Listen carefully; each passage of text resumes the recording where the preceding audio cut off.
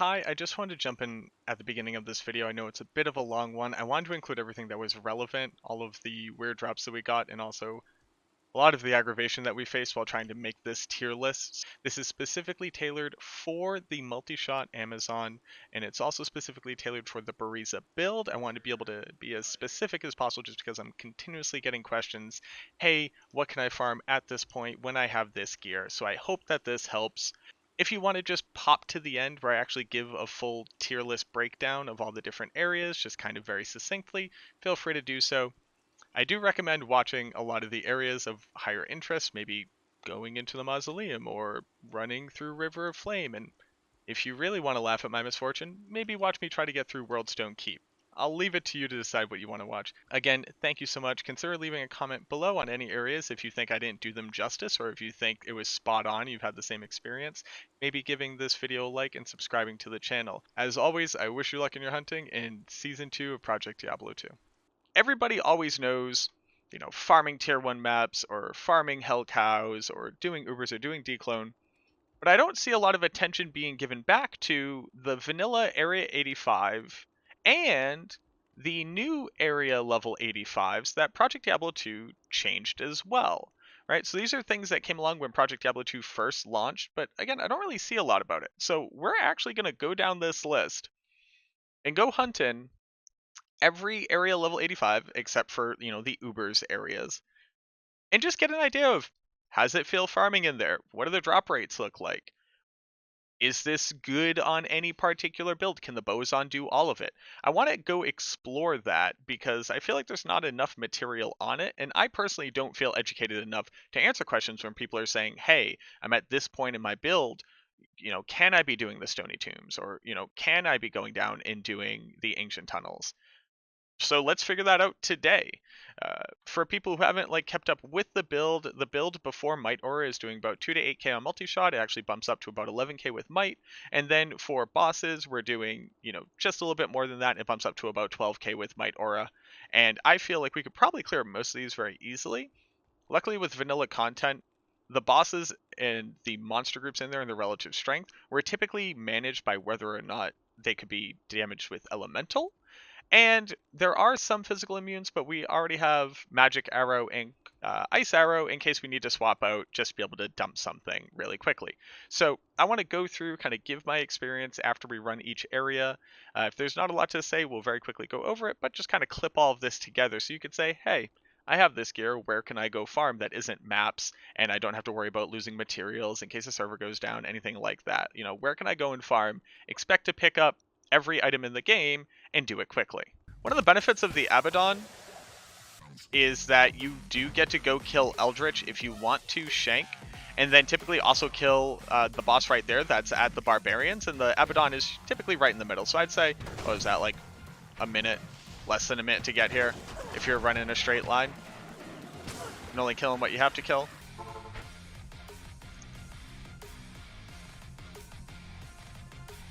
And I'm not going to full clear here. I mean, I might do it by accident. I'm not going to intentionally full clear here. I'm just going to kill boss packs. It's really important to note, I only have 51 Magic Find, and that's really just from the War Travs. I've built this character out to be a boss killer and to also farm cows, right? So we're looking for charms, jewels, crafting materials.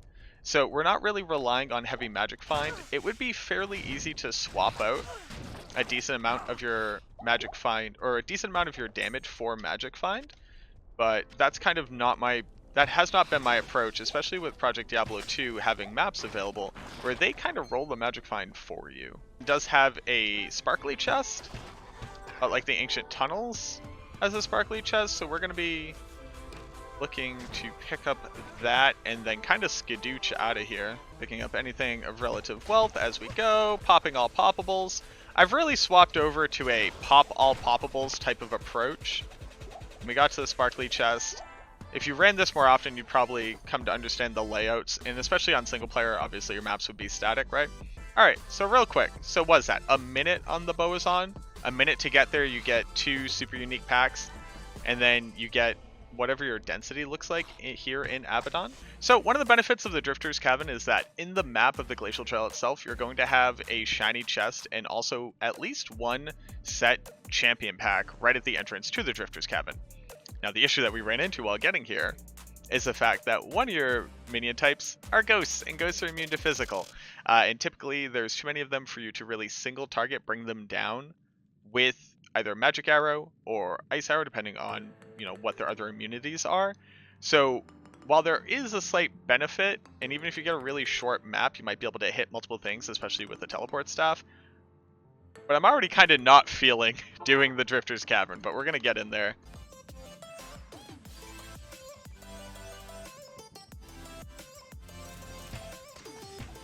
Here again, I'm gonna try to quickly progress through it, making sure to kill anything of actual note. Places like this do have your evil urns, which are nice, right? That's just an extra boss pack a lot of the time. They can be a bit deadly. Maybe run this one with a friend. I guess we're looking at solo farming.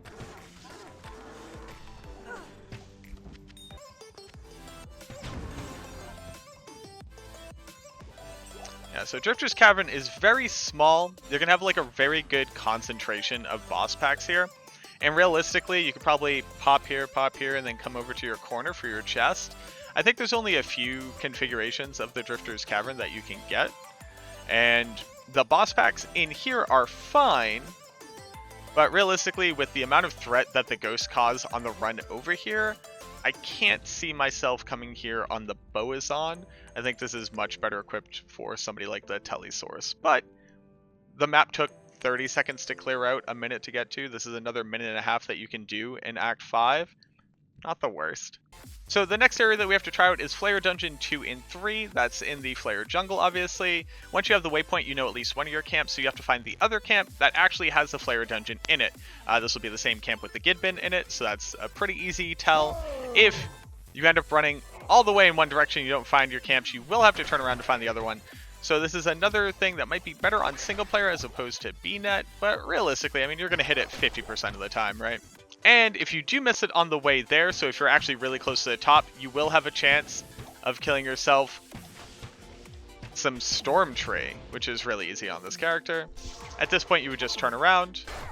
There's also a lot of shrines in the Flayer Jungle. Just in the jungle in general in Act 3, there are a lot of shrines. So if you're somebody that is still looking to maximize your P-Gem economy, you could have a couple Flawless Gems unstacked, ready to go in case you happen upon a shrine. Now, the really 5-head tactic for somebody who wants to run Flayer Dungeon and has a really good setup where you have a camp right next to a camp is not completing your Hell Gidbin quest. You're not able to use this if you have completed the quest, and if you haven't completed the quest, you get to click this to add another boss pack on your route in. A small optimization. I can't imagine anybody is really going to go this route, but it's something you could do. And another great recommendation for chat was the idea of having a Vigor Bow on swap for when you're running. So any amount of time save that you can get on these maps adds up to additional runs per day, right? Or additional runs per hour, which means additional monsters killed per hour for magic finding purposes. So having a Vigor Bow on swap and then just moving between them, so when you're actually fighting, you swap back to your Buriza. When you swap off of it, you're running faster, is a really good idea until you're at that high level where you have a Vigor Merc with the Templars and a Faith like we've talked about before. Now, the first level of the Flayer Dungeon is not area level 85, so while I am going to kill any boss packs, I'm going to try to very quickly run my way through here. Remember, in the Flayer Dungeon, you want to run to the left to get to the next level. And here, you could just run up and to the left again to very quickly exit, but we are going to clear off since Flayer Dungeon level 2 and level 3 are both area level 85.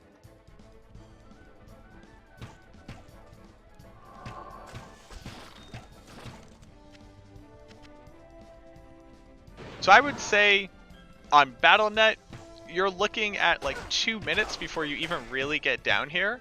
You do get to clear a lot, you can run into a lot of boss packs, you can run into a super unique, but you have to weigh that out versus, is it worth it that I'm just, you know, killing a huge amount of monsters that are lower level on my way to an area level 85? Maybe that's worth it for you. Maybe you're tired of running cows, so doing the Flayer Jungle and Flayer Dungeon is an option that you want to look into. And then here on level 3, if you're playing on Battle.net, you have a crapshoot. This thing is a labyrinth.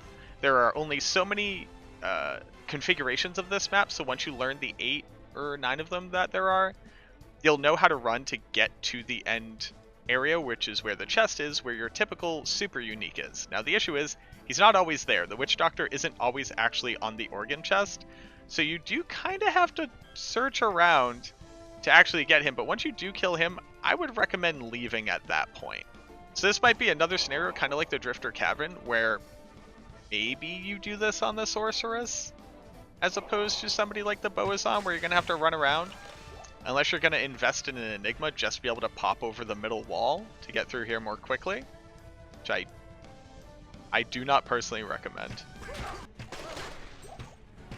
So here you get Witch Doctor and Dugo. The only benefit to the Witch Doctor is that when a Flayer Shaman gets killed, the Flayer that's like underneath them that they were standing on top of also counts as the super unique, so you do get 4 super unique drops here, and then you can pop your chest, right? All in all, this was something like 5 minutes worth of effort to kill area level 80 monsters and then get 2 or 3 super uniques dead, and I can't really recommend this one. So the next area that we want to run to is the Infernal Pit. So the Infernal Pit is a lot like the Abaddon. This one's going to be inside of frozen tundra. So this is a little bit of a crapshoot, right? You want to get into a middle area. You just want to check around where you... So we want to kill any boss packs that we find, hit any poppables, do a quick run, and then get to that sparkly chest at the end as quickly as possible. Like right here is the case.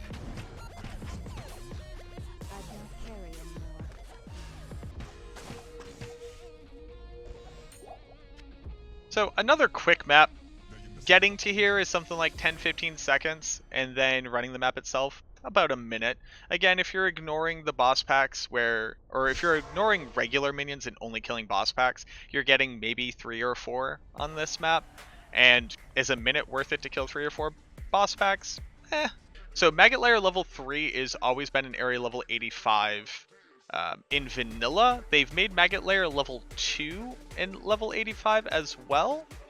And then on top of that, they've also increased the actual size of the Maggot Lair, so it's not nearly as offensive to run through. Although on the Bowazon, Pierce, corridors, you would never have really had an issue. But this is another map where you're going to have to find it. And I will say that finding the Maggot Lair can actually be kind of tough. Only because the tile feature for the hole is actually very small, and you can be in the same tile and have it not show up on your map.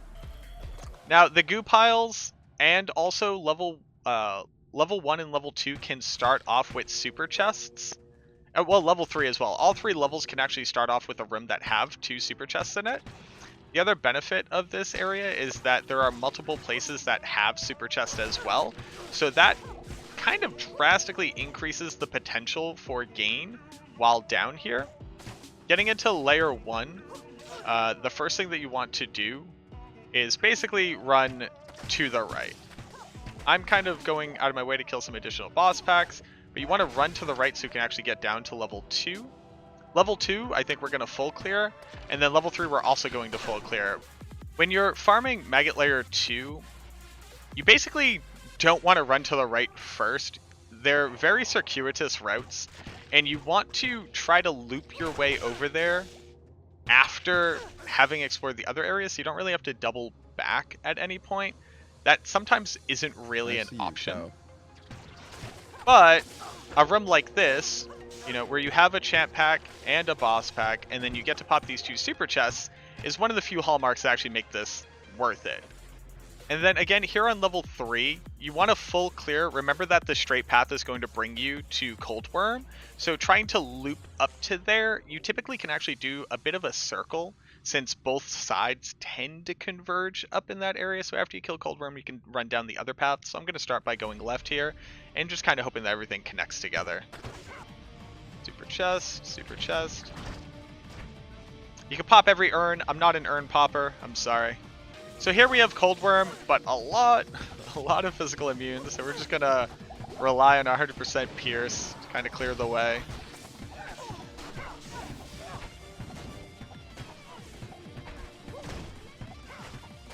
Anybody who has the ability to teleport is just going to do a lot better, so that you can better target these areas with the super chests. You can pass by things that you don't have the relevant damage type to go through. Something like this, I really can't recommend it, on top of the fact that you have to find the Maggot Lair, and that was probably like 3 minutes of searching. With a lot of boss packs we weren't able to kill because they were all physical immune. And then actually full clearing these maps took, what, like another 3 or 4 minutes? They're just like, meh. I wouldn't do this. So I realize I probably want to give these tier rankings as I'm going. So here, poppables, kill boss packs, ignore everything else, get to your sparkly chest, rinse and repeat. Again, these areas have just really low density a lot of the time.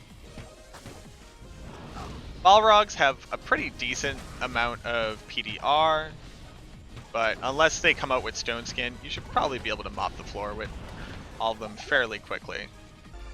I'm going to place Pit of Acheron in the same area of the Infernal Pit. I call this C tier. You're going to be able to get to it quickly. They're just really, really low density of monsters, and you're getting like 2 to 3 boss packs, and you get a sparkly chest, which again isn't a super chest. So you don't really have access to the highest level items in the game coming out of it. So there is one scenario where this is slightly better than the Infernal Pits, and that is because on the Ariat Plateau, your entrance here spawns Thresh Socket. Thresh Socket is a super unique who can drop just about everything in the game. There's only one of him, but you get to kill him. You can have your waypoint really close to the entrance, kill Thresh Socket, and have the Pit of Acheron right behind you, because you can technically pop a super chest, kill 2 or 3 packs, kill a super unique, and rinse and repeat in probably a minute. You know, if this is earlier, I would say that a lot of people farm Stony Tomb a bit earlier in the season, so there's a good chance that the things that you kill out here are actually worth a decent amount of experience for you. Beetles are worth good experience. Champion pack beetles are bugs, so they give 500% experience for each monster on it. And then you find the Stony Tomb, right? So you get here less than a minute if you're clearing out every mob as well. And I like to run this place counterclockwise to whatever my left direction is. So left is going to bring me to level 2. So I'm going to run counterclockwise against my back wall so that I can go right and then go top and then go left. Now this is a place where you want to pop every sarcophagi, every chest, because you have a really high potential for getting big high runes out of this area. The other cool thing about Stony Tombs is really fast, right? That took us 30 seconds, go down to level 2, rinse and repeat. You're never going to have these big sweeping, you know, very convoluted maps that you have to go through here. Just big areas that can spawn decent amount of monsters and have a lot of poppables. And one of the best parts about poppables is really what you're looking for out of a poppable are high runes. So you don't need Magic Find to get good stuff out of these poppables. The last room has a sparkly chest, as well as having at least 1 boss pack every time. And you hit your poppable here. S tier, I think this is great on the Bowazon. You have a lot of movement speed, so hitting all the poppables doesn't take too long, as opposed to some other characters who, without telekinesis, have to run a pretty far distance with very low faster run walk. 6 easy rooms to clear. Quickly run to it from the waypoint in town of Act 2. Kills every single monster in here in 1 to 2 shots, and you get a sparkly chest. High S tier. Stony Tomb level 1 and 2 I'll put into one package, but I'd say they're both S tier. So the best part about the Swampy Pit is that all 3 levels are area level 85, and it's right here at the waypoint in the Flayer Jungle. So if you were somebody who's thinking about the Flayer Dungeon, I would consider Swampy Pit. The Swampy Pit has the same layout as the Flayer Dungeon, so you want to run counterclockwise to your back wall. You want to run to the right first, so because the left is going to be where your exit is. Now, They do have gloams down here, which are really nice because there's high rune potential there, and those are lightning immune as opposed to physical immune.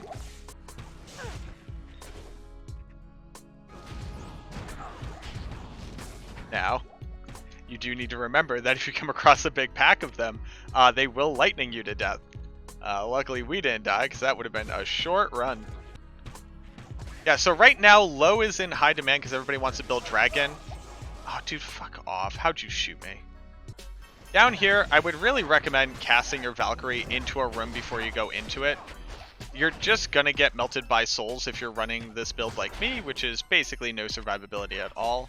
So that, the thing with souls is that at first, they fire all simultaneously at one target and then immediately disperse. So you kind of just need to break them up a bit. So, like the Flayer Dungeon, the Swampy Pit is also a labyrinth, which eventually connects to a super chest. Or, I'm sorry, to a sparkly chest. So you do need to learn the layouts for this one as well. Whenever you're running these maps, if you are going to do it, the best way to think about running through them is, what would be the least efficient way for me to run to that area, and then do that.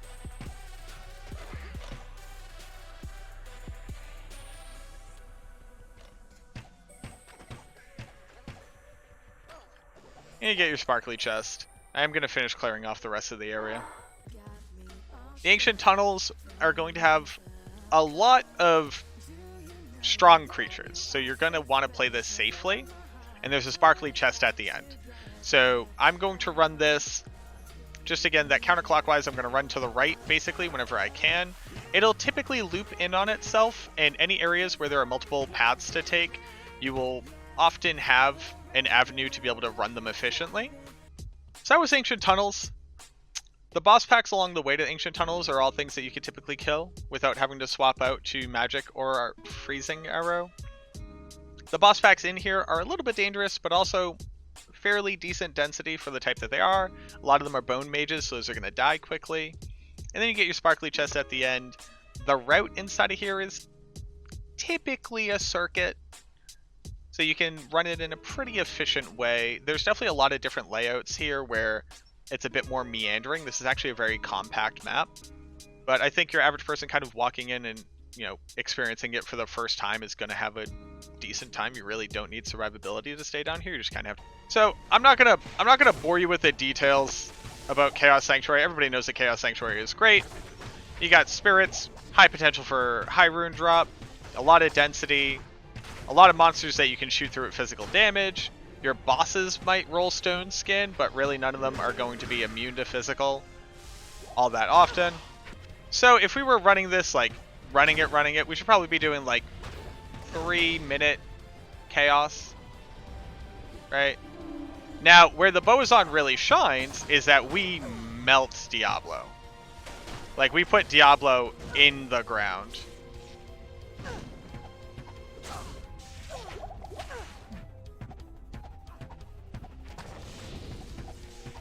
Now, one of the great things about the Chaos Sanctuary on the Bowazon is that it can be packed in here. I mean, wall-to-wall monsters. There are going to be a couple poppables. It's always worth it to hit them. They're typically in areas that aren't too hard to get to.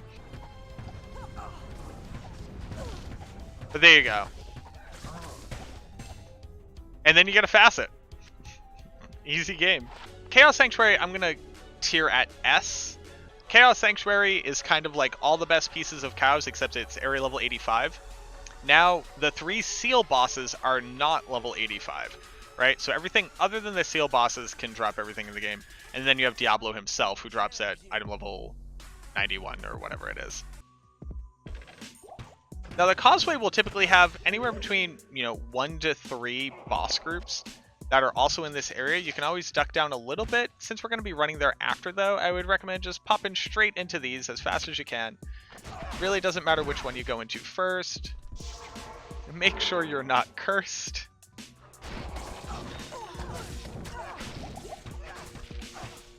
This is definitely an area where you want to shoot first, ask questions later. As you just saw, we would have died if we literally didn't put everything into hit recovery the moment that we walked into there.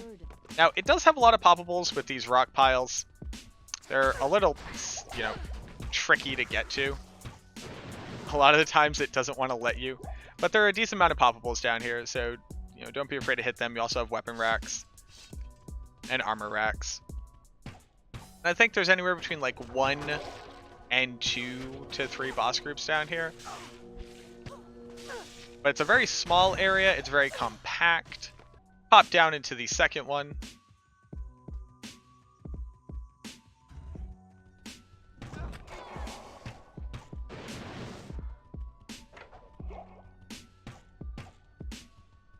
I like to do the outside edge first, and then go up in through the middle. It typically tends to be the best way to skip any unnecessary running. And then after this, again, the last one that we want to go to is actually in Upper Kuros, and that is the Forgotten Temple. So we're going to run down here, and then finding the temple can sometimes be faster from waypoint, sometimes just be faster from running here. And the Forgotten Temple is going to be, if you look at your map and you consider this the bottom and this the top and this a straight line, this is going to be perpendicular to your straight line. So rather than having your entrance kind of facing in the same direction as the causeway, it's going to be pointing off to the left here. So this is how you know that you have the right one. Short, sweet maps, easy to get to, not really dangerous, I would say. Even big rooms with beetles in them, I mean, as long as you're not standing next to a dual enchanted beetle while it dies, you're gonna be fine. So our next area is the Mausoleum. Getting Bloodraven down on our character is just real easy. Like, you clear off all of our packs, you hit Guiding Arrow, you name Locker, you get a T, you get a ring, it's a nature's piece, you slap yourself on the back, you call it a day. The Mausoleum is huge. It's got a lot of poppables. I'm not going to crack barrels. I will hit chests. You do get the chance for super chests down here. The issue is that they have buffed the Mausoleum's density. Right here is actually our super chest. But again, a lot of poppables. The poppables do have higher chance for crafting materials and rings and amulets. So it is nice to get those while you're down here. I mean, what can you say about this place? I think we killed like 2.5 bosses. Even with an extra boss pack. It's huge.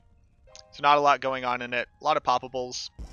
So the pit is probably one of the... If you're not doing cows or CS, running the pit is probably your best way to go on a Bowazon.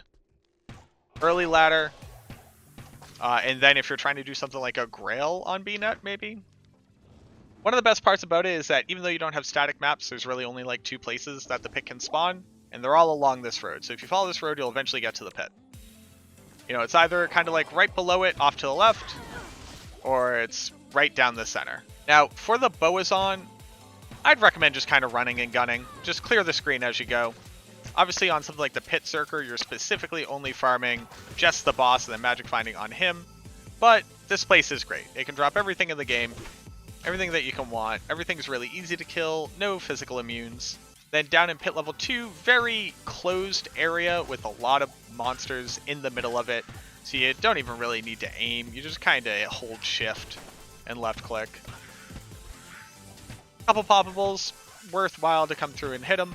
Then you get your sparkly chest, right? Your River of Flame can typically have really good density. Nothing here is really going to give you too much of a problem. One of the benefits of the River of Flame is that there is a super chest area in the River of Flame that you can get to. My only issue with the River of Flame is that the pathing through it can be a little inefficient at times, but a lot of great bosses, area level 85, similar stuff to the little causeway leading up to the Chaos Sanctuary and the monsters that you'll find in the Chaos Sanctuary. You can run the River of Flame from 2 directions. You can run it from either waypoint, since they both connect just at different pieces of it. I typically will run it from the River of Flame waypoint itself, just because I don't want to have to deal with anything in the previous area in case there's like weird boss packs around there. You get another ring. Just a lot of unique rings today. You just get a Ravenfrost. Easy. You're going to want to be getting these easy Ravenfrost. You're going to be wanting to get these easy, Nature's Peace. while you're trying to make a video about tier list. I guess this goes to say, you know, it's a pretty good area. You get life stolen per hit on your Ravenfrost, easy day. So we're at the end here. We didn't get to the special chest area. This is definitely an area where you have to be on your toes, right? Shit could just kill you here. There's also souls on one level. So you kind of just don't want to get souls. We got lucky. It was actually super lucky. So we're going to go Worldstone Keep first here. You're really going to want to like fire and move. Fire and move is the way to handle this area. You have a lot of people with a lot of projectiles that are all going to kind of try to gack you in a singular area. Again, a lot of poppables down here, a lot of shrines as well. So another area where you want to have that, you know, unstacked gem shrine just in case you come across something. Now, souls are only on one level, so you don't have to worry about them on every single level. Every other, you know, monster type down here is fairly manageable. They can be, albeit they can be a little scary. So the good thing about the souls down here is, again, they're not physical immune. They are souls, so you want to be careful. A little bit of scouting, or that happens. This is one of the issues with level 2. It does have souls. Souls will gack you. Again, this is another area where the risk here is much more worth it, in my mind. So cast your, God damn it, dude. So your best bet here is that you want to be at an angle to your mercenary into your summons, right? So you want to have them be available and start getting the attention, and then you come through. And you never... Dude, I'm dying to nothing. I'm still taking a lot of damage when I have 2 Dwarf Star and 80 Fire Res.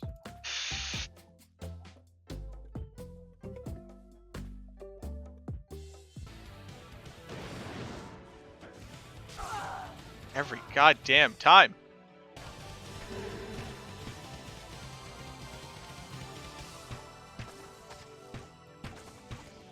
So Worldstone Keep 2 does have souls. Souls kill us. You can kind of keep rolling until you don't have souls on the map. One of the benefits of the souls is obviously you have the higher chance at high runes off of them, but they're honestly a bit too dangerous for how we run the build. So if you're looking to farm Worldstone Keep 2, I honestly just recommend going Worldstone Keep 1 or Worldstone Keep 3 instead on this particular version of the build. Just like Worldstone Keep 1, I'd say, you know, this is a high valuable place to farm. Good density, good mob types. I would probably full clear the entire area and make sure to kill everything. Just because even the lowest level stuff is level 85, which means you have a good chance of getting something nice off of them. And then all of this transitions really well into the Throne of Destruction, right? Throne of Destruction is a little hyphy. You're definitely going to want to be safe in here. The Throne of Destruction can have souls as well. Literally like clockwork.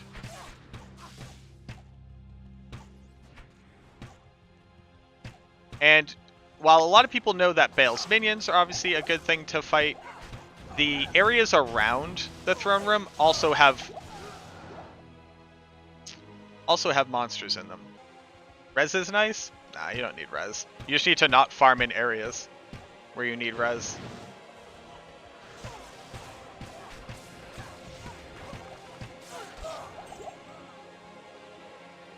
Dude.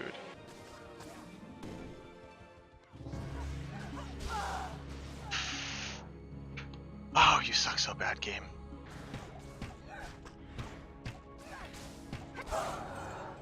Fuck. That's intense. Chill out, bro. It is.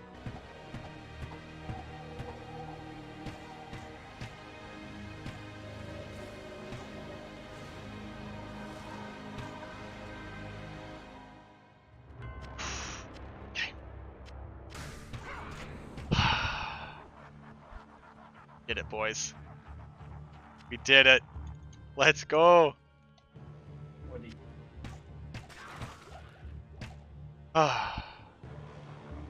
Yeah, I'm actually clearing waves too. Jesus Christ.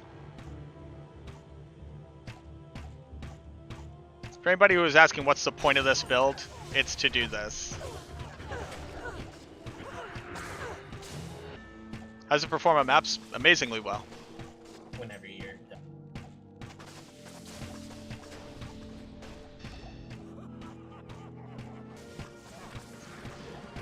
And I hold down shift, and the game goes burr.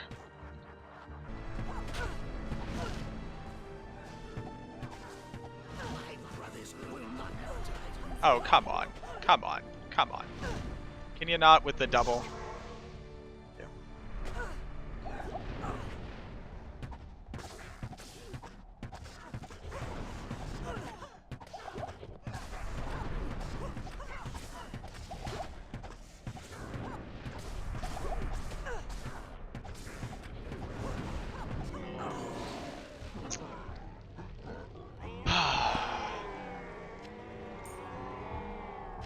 My tier ranking for Worldstone, Keep, Throne of Destruction. Oh boy.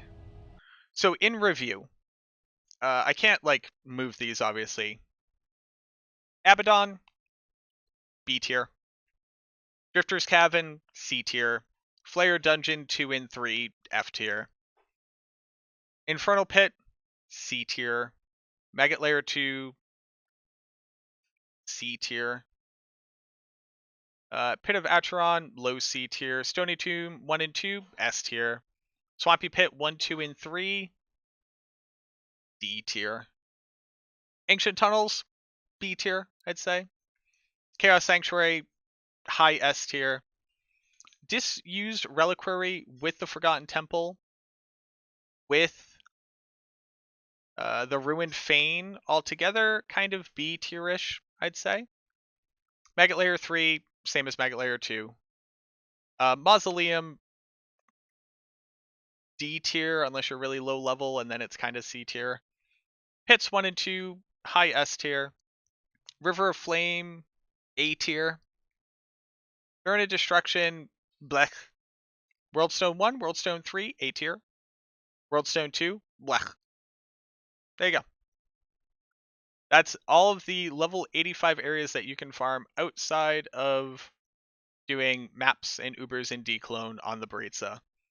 Really what it comes down to is kill cows, do chaos, run pits, and run Stony Tomb until you have good enough gear to run chaos and run cows. Easy peasy.